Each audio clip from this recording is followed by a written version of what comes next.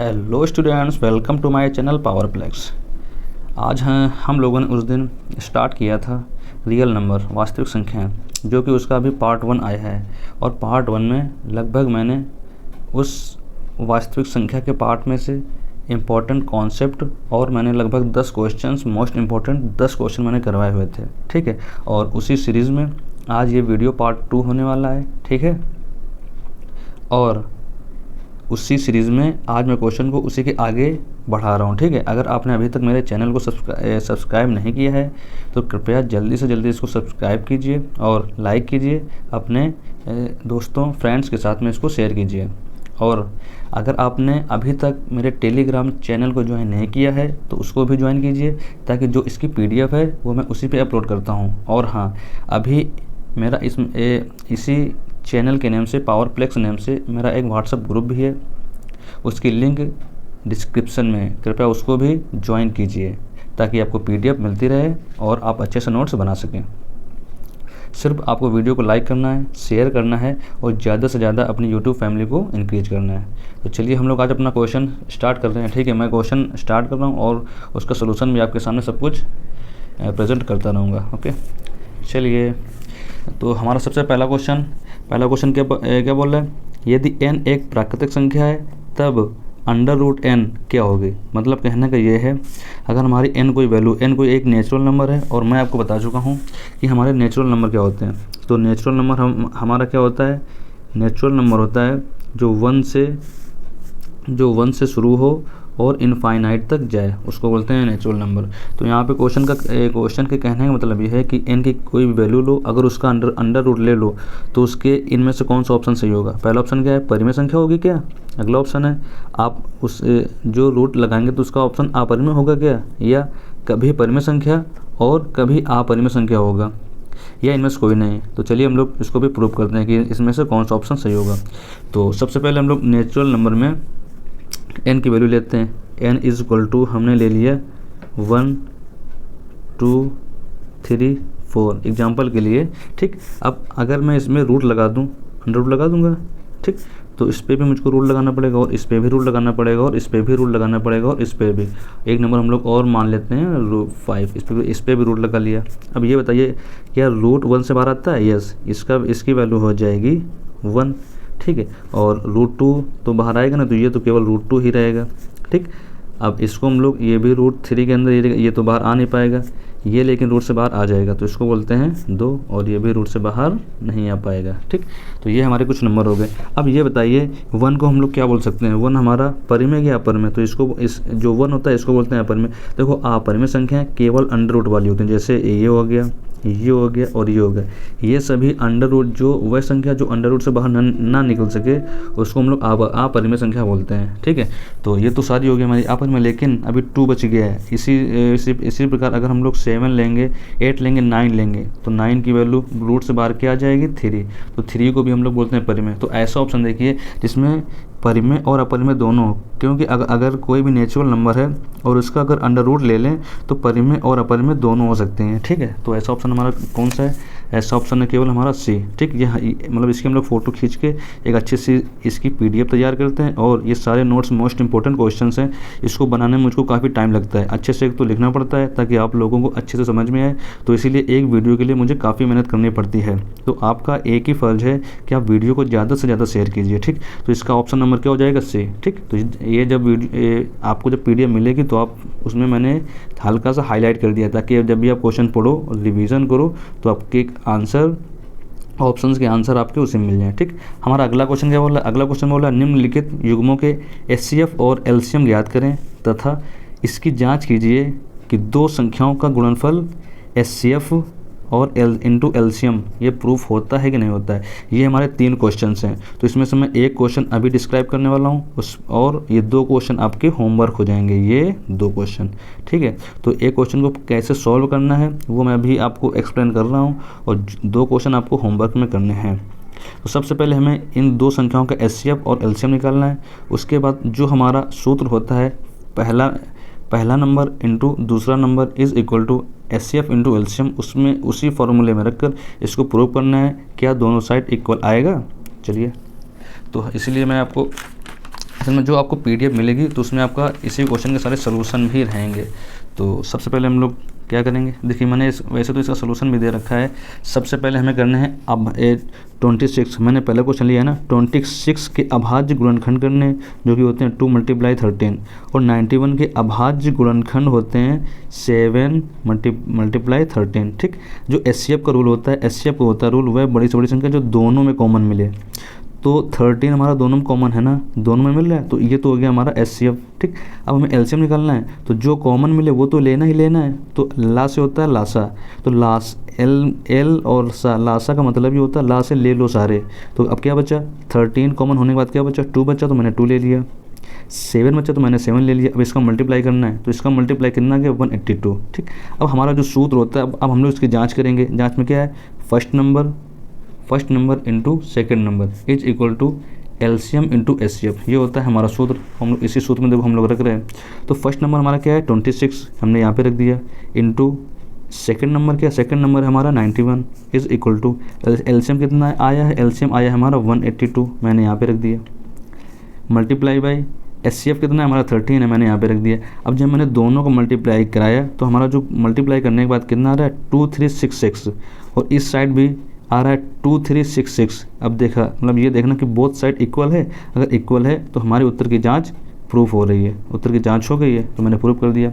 अब देखिए जो क्वेश्चन नंबर सेकंड है, क्वेश्चन नंबर सेकंड ये वाला, और क्वेश्चन नंबर थर्ड ये वाला, ये मैंने होमवर्क दे दिए आपको। ठीक, इसी तरह से आपको देखिए ये सिस्टम कितना अच्छा है। मैंने क्वेश्चन लिख दिया, उसका जो आपको PDF मिलेगी उसका सोल्यूशन भी आपको मिल जाएगा। That's it, no problem. चलिए हम लोग अगला क्वेश्चन क्या बोल रहा है, अगला क्वेश्चन बोल रहा है अभाज्य गुणनखंड विधि द्वारा निम्न पूर्णांकों के SCF और LCM ज्ञात करना है। अभाज्य गुणनखंड को बोलते हैं प्राइम फैक्टर। ठीक है, तो हमें सबसे पहले इनके अभाज्य गुणनखंड करना है, उसके बाद हमें LCM और SCF ज्ञात करना है। SCF ज्ञात करने का मैंने अभी तरीका बताया है कि सबसे बड़ा नंबर जो सभी में मिले वो होता है SCF।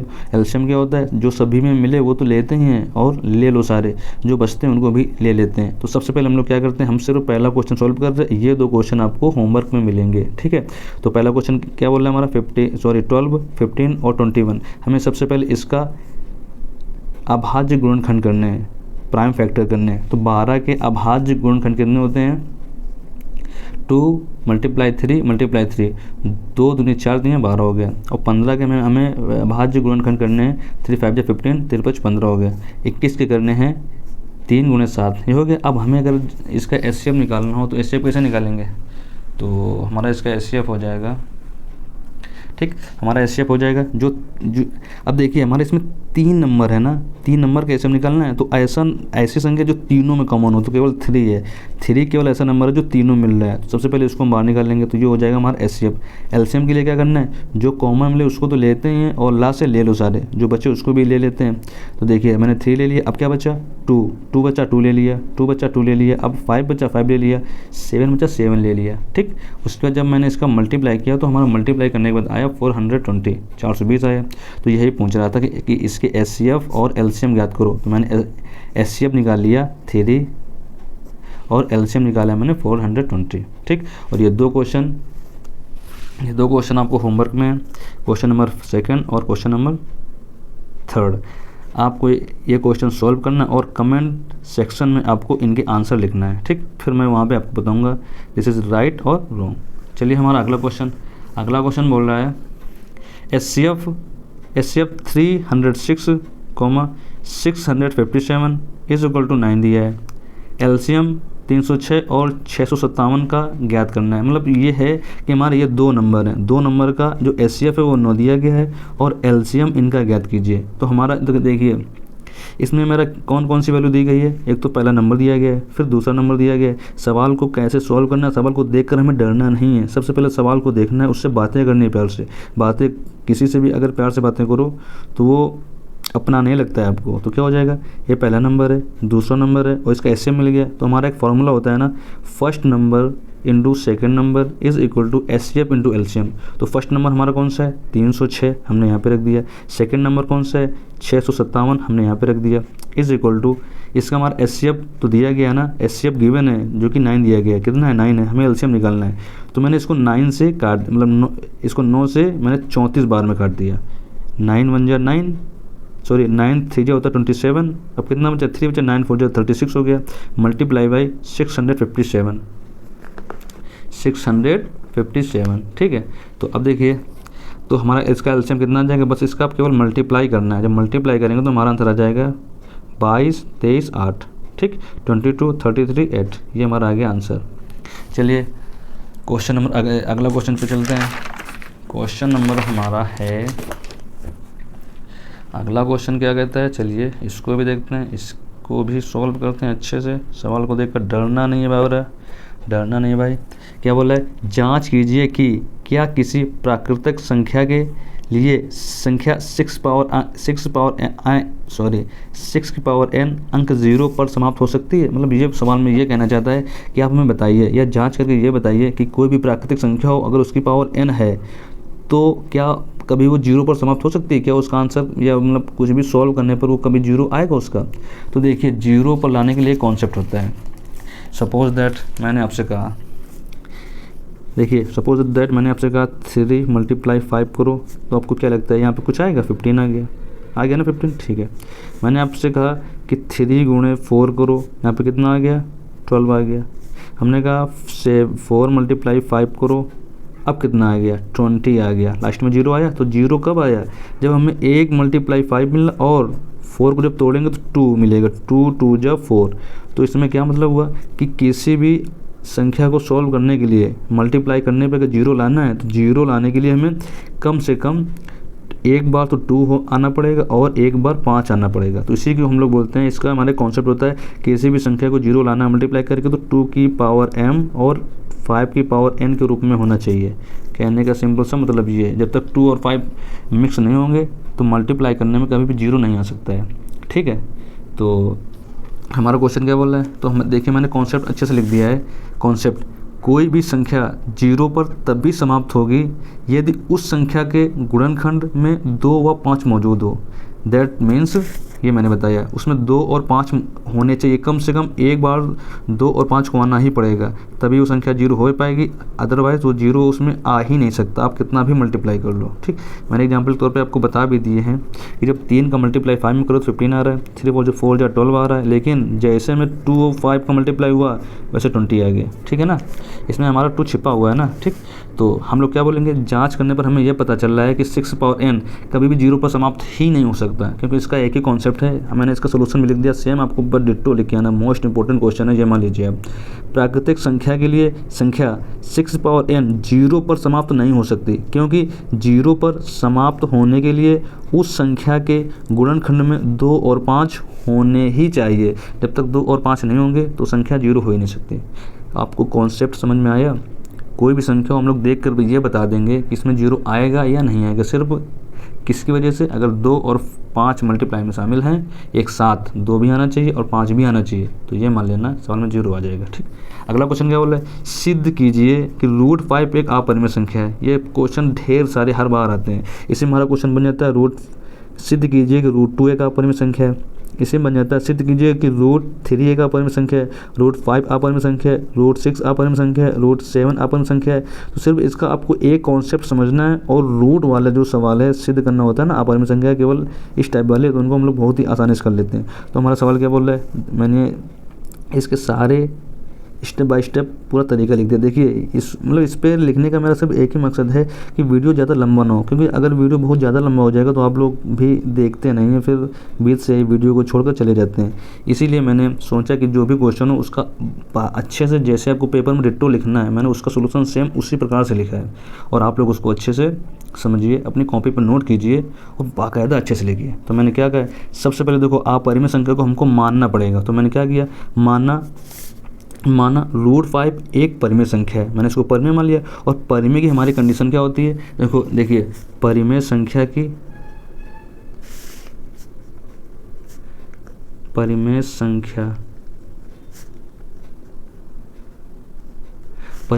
जो प्रॉपर्टी होती है P/Q, where Q is not equal to 0। Q की वैल्यू 0 नहीं होनी चाहिए और अगर उसको हम P/Q के रूप में लिख पा रहे तो वो हमारा होता है परिमेय संख्या। ठीक, तो वही हम बता रहे हैं कि हमने क्या माना कि माना √5 एक परिमेय संख्या है, जहाँ है जो परिमेय की जो हमारी मतलब एक परिभाषा होती है या एक पहचान होती है कि उसको हम लोग P/Q के रूप में लिख सकते हैं। ठीक है, तो सबसे पहले अच्छा P/Q के रूप में लिख सकते हैं, लेकिन यहाँ पे हमने A/B मानना है। क्या मानना है? A/B। देखिए क्या हो जाएगा। तो सबसे पहले हमने क्या किया कि √5 को हमने मान लिया A/B, जहाँ B का मान 0 तो हो ही नहीं सकता। मैंने भी कहा था ना कि where Q is not equal to 0, Q का मान 0 नहीं हो सकता। ठीक, और क्या इसमें बताया गया है कि B is not equal to 0, और जो A व B है वो तो आपके सहअभाज्य गुणनखंड है। ठीक, सहअभाज्य का मतलब क्या होता है? जिसका HCF 1 हो और वह संख्या किसी मतलब सेम नंबर से ना घटे। फॉर एग्जांपल मैंने कहा 2 और 5, आप बताइए ये सहभाज्य हैं या नहीं है? तो मैं क्या बोलूँगा? ये सहभाज्य हैं, ये को प्राइम फैक्टर है। तो इसका HCF हमारा कितना आ रहा है? सिर्फ 1। ये 1 के अलावा और किसी से कटेगा नहीं। 2 ना 5 को काट पाएगा, ना 5 2 को काट पाएगा। तो इसका HCF कितना हो गया? इसी अगर मैंने एक एग्जाम्पल और मैं लूँ 3 × 15, फिर मैं आपसे पूछूं कि क्या ये को प्राइम फैक्टर हैं, ये सहभाज्य संख्याएँ हैं? तो आप लोग क्या बताओगे? नहीं, क्योंकि इसका HCF 1 तो है ही नहीं। इसका HCF कितना आ रहा है? इसका HCF आ रहा है 3, इसमें भी 3 और इसमें भी 3 × 5, तो इसका HCF आ गया हमारा 3, जो कि हमारा सहभाज्य संख्या मतलब सहभाज्य संख्या नहीं है। ठीक है ना, तो सहभाज्य के लिए HCF 1 होना चाहिए। ठीक, तो हम लोग फिर क्या इसमें करेंगे? जब मैंने इसको √5 = A/B रख लिया, जहाँ A व B सहभाज्य संख्या है और B का मान 0 नहीं होना चाहिए, तो सबसे पहले क्या करेंगे? दोनों पक्षों का वर्ग करने पर, मतलब स्क्वायरिंग बोथ साइड, दोनों पक्षों का वर्ग करने पर, तो जब दोनों साइड का वर्ग करेंगे, यहाँ भी स्क्वायर चढ़ाएंगे, इसका यहाँ भी स्क्वायर करेंगे, तो √5 के स्क्वायर कितना होता है? 5, और A/B का होल स्क्वायर कितना होता है? A²/B²। उसके बाद क्या करेंगे कि हमें ये प्रूव करना है कि A² को कौन सी वैल्यू काटेगी और B² को कौन सी वैल्यू काटेगी। अगर A² और B² दोनों सेम वैल्यू से कट रही हैं तो हम क्या बोलेंगे कि ये हमारे सहभाज्य नहीं है, और फिर वो हमारा प्रूफ हो जाएगा कि ये अपरिमेय संख्या है। ठीक, हमें बस ये तो प्रूफ करना है। तो सबसे पहले हम क्या करेंगे? B² को ऊपर लेके जाएंगे और 5 को नीचे ले आएंगे, तो हमारा क्या होगा? B² = A²/5। अब हमें ये बताइए, अगर A² में 5 का भाग जाएगा, A² 5 से विभाजित है तो A भी तो 5 से कटेगा। सिंपल सी बात ये है। अगर मैं आपसे ये बोलूँ कि A की वैल्यू यहाँ पे कितना लिखा है? A²/5, तो आपसे मैं बोलूँ कि A की वैल्यू आप कुछ भी मान लो, A की वैल्यू 2 मान लो, ठीक, या 3 मान लो, 4, चलो मैंने 5 मान लिया। तो यहाँ पे 5 का स्क्वायर 25 हो गया, अपॉन 5 से कट गया ना। अब जब स्क्वायर 25 हो रहा है तो सिंगल वैल्यू 5 होगी, 5 को फिर 5 से काटो 1, ये भी कट रहा है ना। तो कहने का मतलब ये है, अगर किसी भी संख्या का स्क्वायर और डिनोमिनेटर मतलब हर से कट रहा है तो बिना स्क्वायर के भी वो संख्या डिनोमिनेटर से हर से कट जाएगी। तो कहने का मतलब मेरा यही है कि अगर A² 5 से विभाजित है तो A भी 5 से विभाजित होगा। ठीक है, जब A 5 से विभाजित होगा तो हम लोग क्या करेंगे? ये करेंगे 5 से विभाजित होगा तो ठीक है, ये मैंने बात प्रूव कर दी। अब हमने A² तो दिखा दिया कि 5 से कट रहा है, लेकिन अब दिखाना है B² कैसे कटेगा। तो अब माना A = 5C, मैंने 5C इसलिए लिया क्योंकि हमको √5 प्रूव करना है। अगर यहाँ पे होता सिद्ध कीजिए कि √2 एक अपरिमेय संख्या है, तो यहाँ पे हम मानते A = 2C। अगर यहाँ पे हमें सिद्ध करना होता कि सिद्ध कीजिए कि √3 एक अपरिमेय संख्या है, तो यहाँ पे हम लोग मानते A = 3C। ठीक, जो वैल्यू प्रूव करनी होती है वही बाद में A बराबर वही वैल्यू मान लेते हैं। तो हमें √5 प्रूव करना है, तो हमने A = 5C मान लिया। अब A = 5C समीकरण 1 में, इसको मैंने समीकरण 1 माना था, समीकरण 1 में 5C रखने पर, तो जहाँ पर A वहाँ पर हमने 5C रखा। जब 5C रखेंगे तो क्या हो जाएगा? जब हमने 5C रखा तो 5C रखने पर 5 का स्क्वायर 25 हो गया, अपॉन 5 से काटेंगे तो ठीक है। तो हमारा B² का मान कितना आ गया? 5C²/5। अब हमको क्या करना है? हमको ये प्रूव करना है कि ठीक, तो क्या करेंगे? ये 5 आ जाएगा बटे में, C² ऐसे रहेगा, तो हमने C को पहले ले लिया, B² को बाद में ले लिया। अब बताइए, अच्छा हमको ये दिखाना है कि क्या B² भी 5 से कटेगा? अगर B² 5 से कटेगा तो जाहिर सी बात ये हमारे सहअभाज्य नहीं होंगे। तो हम लोग क्या करेंगे? C² = B²/5। अब हम लोग ये देखेंगे कि अगर B² 5 से कट रहा है, ठीक, अगर यदि B² 5 से विभाजित है तो B भी 5 से विभाजित होगा, अतः यह इस बात का विरोधाभास है कि A व B सहभाज्य हैं। ये सहभाज्य अब नहीं रहे, तो हम लोग क्या बोल देंगे? अतः √5 एक अपरिमेय संख्या है। बस आपको इतना लिख के आना है, आपको पूरे मार्क्स मिल जाएंगे। ठीक, तो हमारा एक क्वेश्चन नंबर 16 कंप्लीट हो गया है। अब हम लोग चलते हैं क्वेश्चन नंबर 17 में। तो हमारा क्वेश्चन नंबर 17 क्या बोल रहा है? क्वेश्चन नंबर 17 है हमारा, यदि 65 और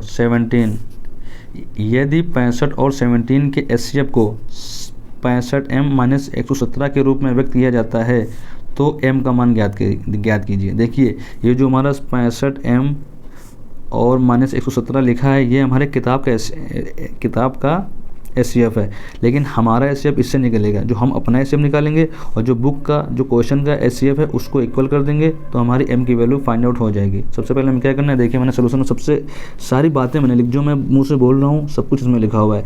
सबसे पहले हम अपना एचसीएफ निकालेंगे, क्योंकि हमारा एचसीएफ तो इनकी हेल्प से निकलेगा ना। और जो सवाल का एचसीएफ है, सवाल का एचसीएफ मतलब ये जो है, जो सवाल का एचसीएफ है उसके बराबर कर देंगे।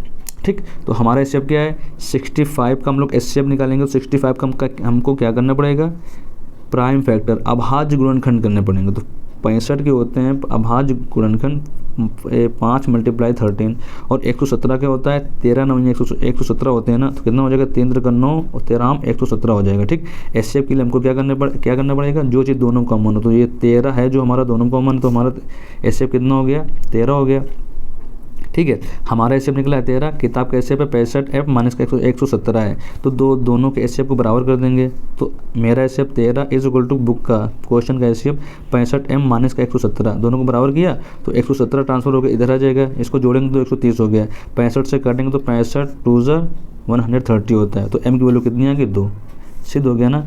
इस टाइप का कोई भी क्वेश्चन हो आप आराम से कर लोगे। ठीक है, अगर आपने इस कॉन्सेप्ट को समझ लिया है तो कोई भी क्वेश्चन हो इस टाइप का आप आराम से कर लोगे। सबसे पहले आपको अपना एचसीएफ निकालना है, फिर जो क्वेश्चन का एचसीएफ है उसके मतलब इक्वल कर देना है। सेम आपका क्वेश्चन एलसीएम में भी आ सकता है कि इसका एलसीएम इतना हो तो यहाँ पे कुछ भी हो सकता है, m हो सकता है, p हो सकता है, q हो सकता है, r हो सकता है, x हो सकता है, तो आपको उसकी वैल्यू निकालनी पड़ेगी। चलिए क्वेश्चन नंबर हमारा अगला क्या बोल रहा है, क्वेश्चन नंबर अगला है, वह बड़ी से बड़ी संख्या जिससे 70 और 125 को विभाजित करने पर शेष फल 5 और 8 प्राप्त होता है।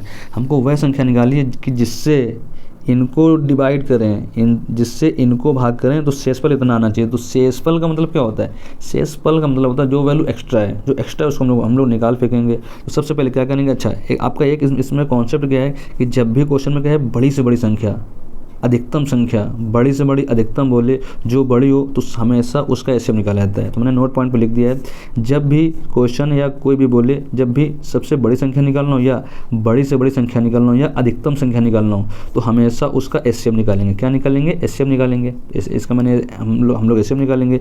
और जो हमारा क्वेश्चन बोल रहा है उसमें से जो शेषफल है, जो रिमाइंडर है, उसको हम लोग माइनस कर देंगे। तो हमारी जो एग्जैक्ट वैल्यू होगी उसका एचसीएफ निकाल के हमारा आंसर आ जाएगा।